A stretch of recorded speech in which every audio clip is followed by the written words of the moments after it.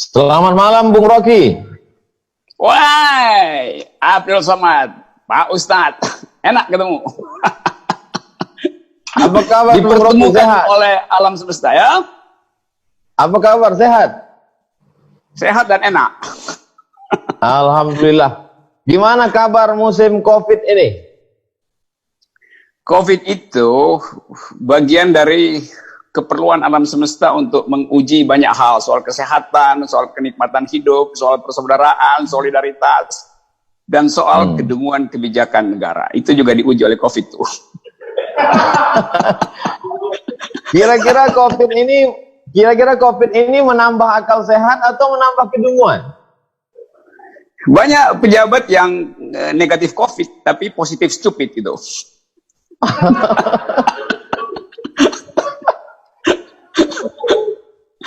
Gitulah Ustaz. Oke ya, terima kasih ya diundang. Ya. Kenapa? Saya ucapkan banyak terima kasih atas kesediaan Bung Rocky. Bung Rocky pernah merubah singkatan nama saya menjadi Ustadz Akal Sehat. Iya, dan sekarang kita bertemu. Itu artinya akal pasti ketemu akal. Dengkul pasti ketemu dengkul gitu. Akal sehat pasti ketemu akal sehat. Akal maling pasti nyari akal maling gitu kan. Dia akan mencari yang sepadan ya. Gitu, oke. Enak saya diundang, terus kita bisa ngobrol apa aja. Apa standar akal sehat bagi Bung Rocky? Standar pertama tidak menipu, tidak deception, tidak mengalihkan isu dengan cari-cari alasan. Itu standar dari akal sehat. Jadi kalau ada orang yang suka buang badan, nggak mau bertanggung jawab terhadap kebijakan, itu pasti akalnya didengkul gitu. Karena dengkul lebih mudah berpindah-pindah tuh kan. Kalau kesenggol kan dengkulnya bisa tempurungnya bisa pindah. Karena itu akal ditaruh di kepala supaya dia lurus gitu. Bung Gitu lah. Yes. Menonton video Bung Rocky berarti melihat kritik akal sehat. Itu Bung Rocky selama kritik ini ada tekanan, ancaman tidak?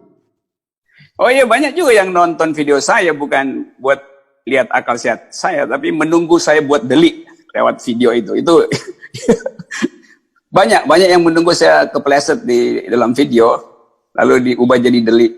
Nah, itu bahayanya tuh. Jadi mudah-mudahan Ustadz Somad juga diperlakukan semacam itu. Saya ingin diperlakukan semacam itu. Jadi ada orang yang nunggu delik dari ucapan Ustadz Somad. Karena lebih banyak orang yang mau menunggu delik daripada menunggu akal sehat. Itu sebetulnya problem kita begitu. Penonton buzzer itu lebih banyak. Ya. Mereka yang menunggu delik ini masuk kelompok mana ini? Itu masuk partai buzzer sejahtera itu. Karena mereka jadi sejahtera dengan jadi buzzer gitu. Ngelaporin orang, lalu dapatlah amplop tergantung kualitas buzzer, ada yang tebal, ada yang tipis. Ketika buzzer memusatkan perhatiannya kepada para cendekiawan, para ulama, lalu kemudian sekarang mulai mengembangkan jaringannya, menghantam sampai ke komika. Apa yang terjadi sebenarnya? Jadi itu pertanda bahwa itu buzzer itu tidak dipersiapkan dengan akal. Kalau buzzernya berakal, dia harusnya tertawa kalau ada komika. Kan fungsi komika membuat kita bahagia. Masa diserang orang membuat bahagia? Itu hidup tanpa komika itu sama dengan hidup tanpa kesehatan jiwa. Jadi justru si buzzer mesti senang karena kritik itu disatirkan oleh komika. Kan itu bagian dari keseharian politik komika tuh. Jadi ini buzzer yang memang cuman disuruh aja tuh, dan kebanyakan buzzer kan memang kurang pengetahuan tentang kenikmatan berpolitik. Nah itu mudah sekali untuk nyeruduk si kiri, nyeruduk kanan, mengintai orang itu. Pekerjaan yang paling buruk di dalam hidup manusia itu adalah menjadi buzzer, karena dia sekaligus dungu, sekaligus jadi pengendus, sekaligus jadi budak. Dia jadi budak dari kedunguannya sendiri kan, itu kan bagian yang paling buruk dari manusia, menjadi budak dari kedunguannya sendiri. Wah itu parah tuh, saya nggak tahu tuh. Buzzer, hukumannya. Buzzer ini ada nggak akalnya, Bung Rocky? Ada, buzzer tuh suka pinjam akal, tapi karena dia pinjam, dia nggak tahu fungsi dari akal itu. Kalau akalnya sendiri kan dia tahu fungsinya. Bisa-bisa dia pinjam akal yang lebih buruk dari akalnya tuh. Itu soalnya si buzzer itu. Kenapa kita ngomongin buzzer ya? Ketika buzzer mengkritik ulama, mungkin follower ulama tidak begitu banyak di dunia maya. Ketika buzzer menyerang kritikus atau ya seperti Bung Rocky Gerung, mungkin tidak sebesar viewer, follower komika, karena mereka artis, mereka banyak pengikut, banyak. Apa yang terjadi sebenarnya? Buzzer itu kan dia seharusnya, paling nggak dia mampu bikin klasifikasi, siapa yang efektif untuk diserang itu. Kalau dia pakai otak, dia serang satu tokoh, akarnya, maka pohonnya goyang. Pohonnya rubuh, dahannya kering, lalu daunnya gugur. Ini dia serang daun, akarnya masih kuat. Kan itu buzzer yang nggak punya IQ kan. Jadi dia capek serang kiri kanan, dia serang ulamanya diamin aja tuh, nggak terganggu dengan soal-soal begituan. Dia sering kritikus, ya kritikus juga anggap ini ngapain ngeladenin buzzer. Akhirnya dia sering komika yang adalah daun itu. Dan nyerang daun itu percuma karena daun itu bergoyang. Kalau dia serang akar, buzzer ini menyerang akar, bisa pohon itu tumbang. Tapi kalau nyerang daun, itu komika makin senang tuh. Dia akan berbalik lagi tuh. Daun itu lentur, karena itu nggak begitu diserang. Ya udah dia melambai-lambai aja si buzzer, dia pusing. Karena komika yang kemarin diserang akhirnya, ya. Kalau mereka berakal, semestinya apa yang diserang? Akar itu apa yang Bung Rocky maksudkan akar? Kan dia mesti nyari bagian paling kuat dari oposisi itu. Tapi dia nggak bisa temuin, karena oposisinya udah bersama-sama dia juga kan, udah masuk ke dalam. Jadi dia frustrasi sebetulnya.